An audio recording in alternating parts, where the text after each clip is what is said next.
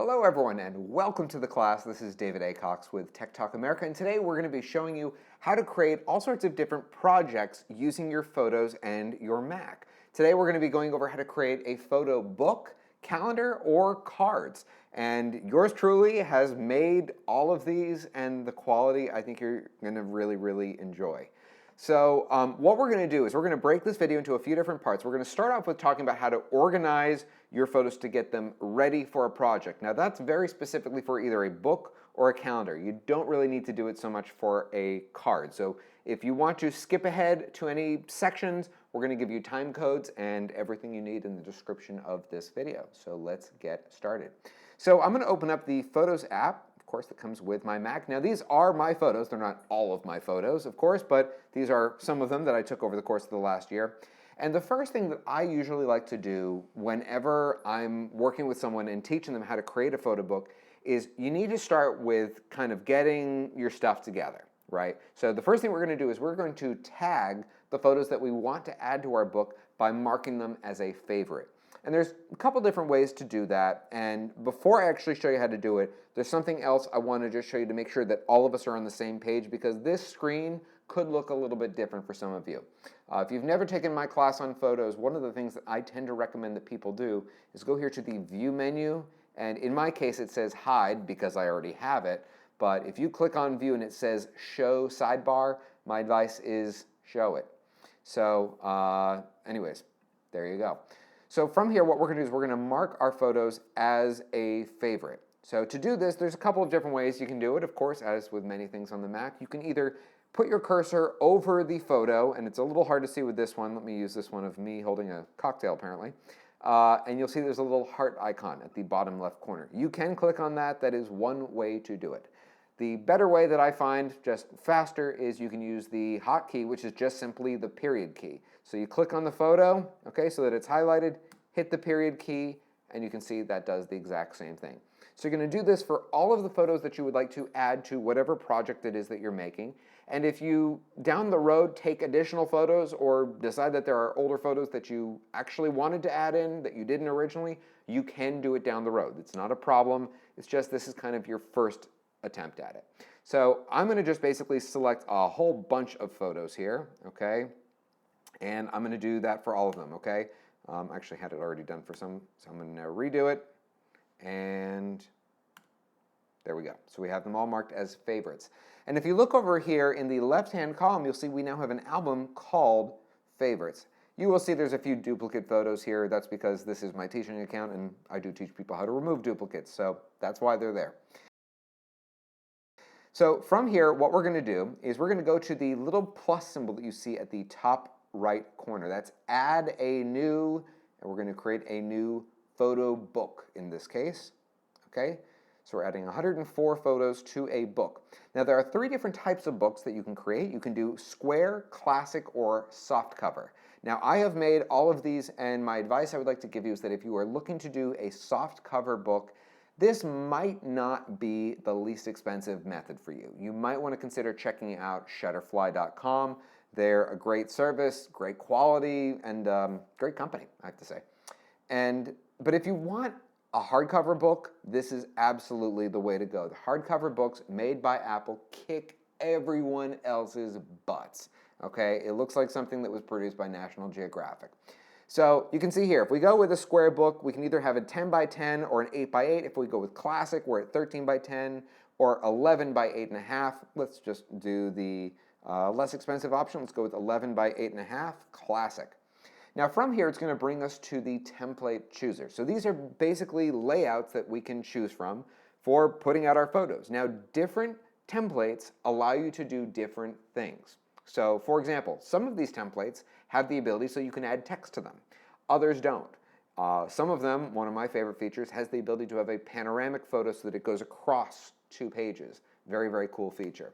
So you can go through these and play with them and see which one you like, but one of the nice things about the way the template chooser works is you can change it down the road. So even if you put hours into creating your book and then you discover that there's one aspect of that template that you just don't really like, it's not a deal killer. You can switch it over from the old template over to the new template. You might have to do a little bit of work, but it will save you certainly more time than starting over from scratch. So let's just go through here and let's just pick a very, very basic one. Let's just go here with picture book, fairly simple, and I'm going to hit create book here at the top right corner. Now these templates are actually stored on the cloud, so it's going to take you probably a second or two to download them.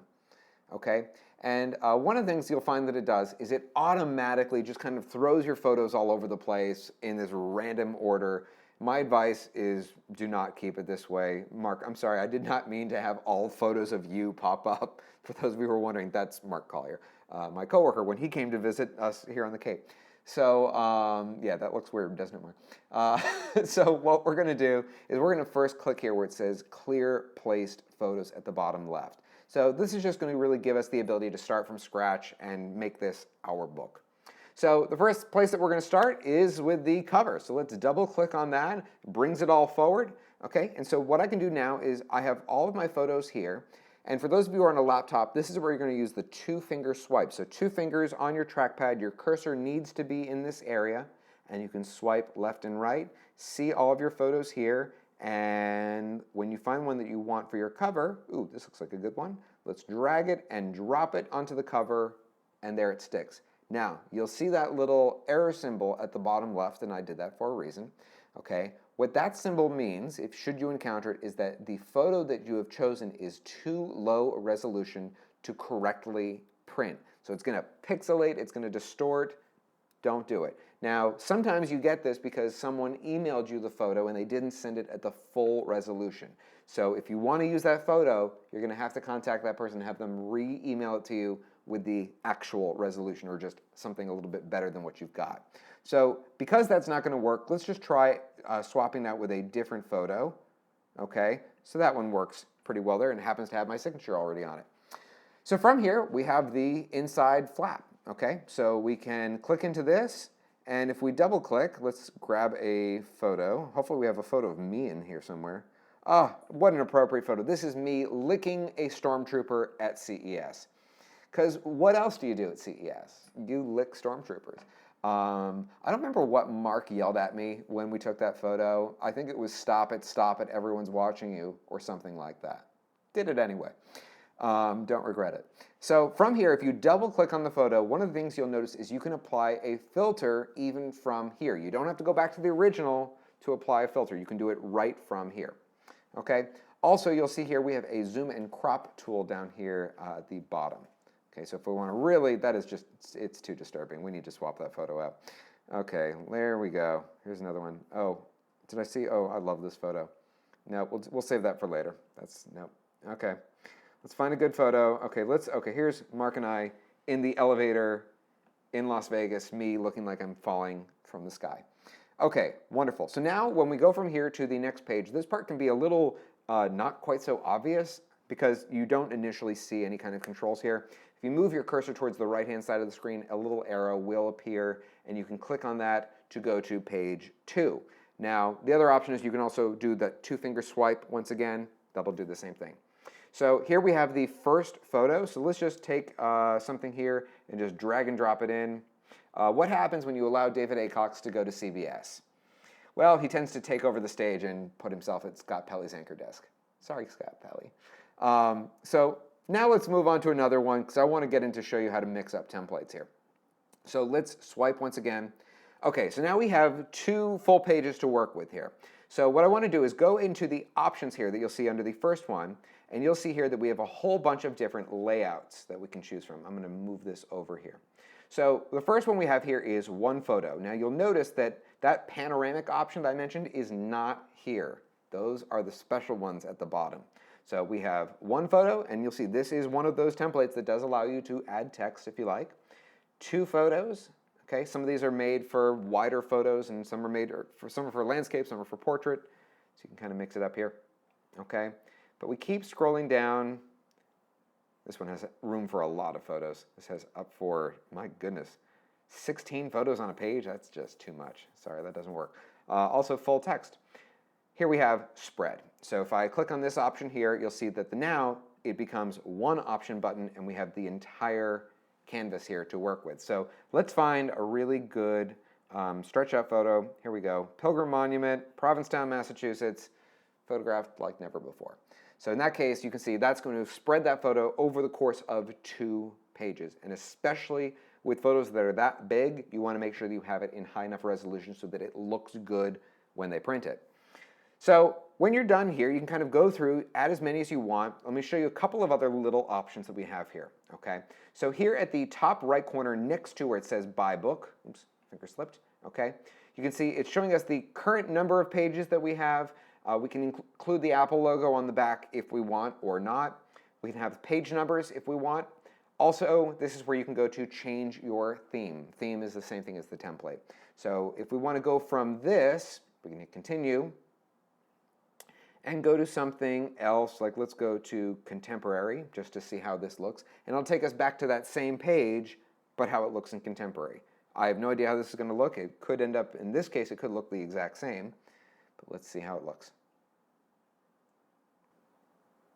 So as I suspected, there you go. It's the exact same for this particular case. But in other cases, you might find that in one format, it has like a white border around it, and others it doesn't. So that's just an example for that. When you're done, you can go up here and buy the book, okay? In this case, we've gone way over the amount of pages that normally they would give you, so it would be $101, but it's because we have 92 pages currently, so probably want to slim that down a little bit. Also, you'll see over here, we have just another, this is another way to get to the layout options. It's the exact same thing as going down here.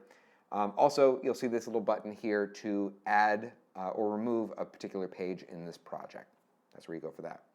So let's get out of this and let's move over to calendars. Next thing we're going to do is we're going to create a calendar. So just like we did with the book, the first thing that you're going to want to do is you want to select whatever photos it is that you're going to be working with here. Now you can either do this by holding Command and clicking on those individual photos. You can put them into an album. You can mark them in favorites like we did with the book, whatever your preferred method. When you have them selected, you're going to go once again to the plus symbol here at the top right corner, and we're going to go to Add To, and we're going to do Calendar, okay? Now, it's going to ask us right here, how many months do we want this calendar to be? You can actually extend this calendar to take up 2 years if you want. It's going to be pretty fat on your wall, but some people might like that. So also, another important thing here, you do not have to start it in January. You can make this calendar any time of the year. So if you want to start a calendar in summer, you can go summer to summer, whatever you want really. Okay, it's $20 for the calendar itself. That's if you do 12 months. Okay, and it's going to be a 13 by 10 when it's done. So let's hit continue. And from here, you're going to be able to choose from the templates which look do you want your calendar to have. Now, when you first go into this, if it's been a while since you've been here, give it a minute because there's a lot of new templates that have come out, probably since the last time you were here, and it's going to take your computer a minute to download those templates just so you can see the previews. It hasn't actually downloaded them to your computer, you're just seeing the previews right now. That's why that little cloud icon is there. So let's just go through here and let's pick a basic one, okay? Let's go with modern line, okay? So let's just double click on that, okay? And it's going to load that. And the first thing I would recommend that you do when you click that button is that you click clear placed photos, because otherwise it's going to try to just automatically pick out photos. It's done very randomly. You don't want to do that. This is your calendar. You want to make it look the way you want it. So let's hit clear placed photos, okay? Instead, it just pulls them all out, puts them down there below. So we're going to start with the cover. Let's double click on it. And just like we did with the book, we can choose any of these images here, and we're just going to drag them and drop them onto the cover. Now, you'll see here, like in the case of this photo, it doesn't quite perfectly line up. Like I'd like it to be down a little bit further. What you can do is you can actually use your cursor and you can drag it down. Oh, that is the photo, so I can actually go left and right with this one. Oh well, bad example. The text below, now you'll see the name of this calendar is currently called April 10th. The reason why it's called that is because that's the name of the last photo that I selected. So what you're going to want to do from here is go over to the left-hand side of your screen here under Projects. This is the name, that's where that lives. We're going to click into it and we're going to call it whatever we want. So we're going to call it David's Calendar. Okay? Now we can click back into the project and put in the text that we want here. So David Cox's 17. There we go. There's also, in this case, room for a subtitle. You could put it in there, or you can just delete it out and leave it blank, whatever you prefer. Now, the next thing we're going to do is we're going to move over. So now we're dealing with January. So what I'm going to do is I'm going to put my cursor here on the right side of the screen. I don't know why they hide this feature. They could have just as easily left it out in the open, but you can see right now it's like, where do I go from here? If your cursor is on the right-hand side, the arrow appears, and that's where you go to switch over to the next month. So from here, what I'm going to do is I'm just going to pick a photo and drag it in. And I want to show you another kind of cool feature here. Okay. So, so one of the photos that's down there below is one of my two mentors, Mr. Steve Cook. And so let's pretend that Steve's birthday is January 20th, okay? One of the cool tricks that you can do is you can actually add photos to dates. Just kind of an interesting way to remember things like anniversaries, birthdays, that kind of thing. So what I'm going to do is I'm going to grab this photo of the two of us and I'm going to drag it onto a date. And you'll see it will actually stick there. If I zoom in a little bit here, you'll be able to see that. I'm zooming in, by the way, just by pinching with my fingers on the trackpad. And there you go. So I've got that. Now, what if you want to just add text to your calendar? Well, you can also do that too. So if I click into any given date, I can put text here. Very, very simple. Okay, and you can do that as much as you want. Now, for that opening photo, okay, for that photo at the beginning of the month, what if I don't want one photo? Okay, well, there are options here, if I click on options below, where I can change it away from that particular photo. I can even stretch it out, so I can have it have like a white border like it does now, but if I want to really see that photo, I can stretch it out to full size. Now, these are going to be different based on which template you're in. And you'll see like one here has a little bit of text that I can put in there, so you can really play with this, make it whatever you want. You'll also see here we have options for 2 photos, 3 photos, all the way up to, in this particular case, up to 4 photos. Now, just my own personal opinion, I'm a 1 photo per month kind of guy. I don't really like seeing, a month crowded with photos because you don't really get to appreciate it because it's just kind of so crammed together. So personally, my advice is stick with basic. If you want to get fancy with dragging people's photos onto their birthdays, that I would totally think is a great idea. But when it comes to the photos, just keep it simple. Sometimes it's best. So when you're done here, you're going to basically be able to click this little buy button up here, and that's it. It'll ask you for your Apple ID information. It'll charge it to your credit card, and you'll receive it in the mail amazingly quickly, I have found, typically. Now, there's just a couple other quick things just to mention while we're here. Here at the very top right, we have a couple of little options here. The first one here, this is the exact same button as clicking option, okay? Just want to show you that. Also, if I click here, you'll see that this is where I can go to make a lot of those changes. For example, if I want to, I don't want it to start in January, I want it to start in June, I can do that. I can also change the theme down here at the very bottom. Another thing you might want to consider doing is make it a little bit easier on yourself. You can have it automatically add holidays. So if we go here, go down to United States, okay, and I can have it print the holidays automatically on the calendar. Here's another cool feature.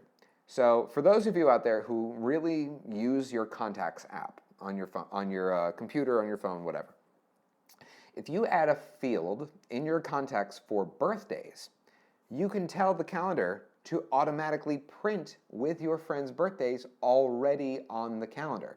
Now, this might be a bit of legwork initially, I understand, but for future years, it's going to be really, really easy. Literally just one click, boom, your calendar prints up, it's all your photos, it's got your friends' birthdays already on it, okay? So something to consider. Also, you will see here that you can add a custom additional calendar. So let's say, just for sake of example, let's say you take a family trip every year, same dates, right?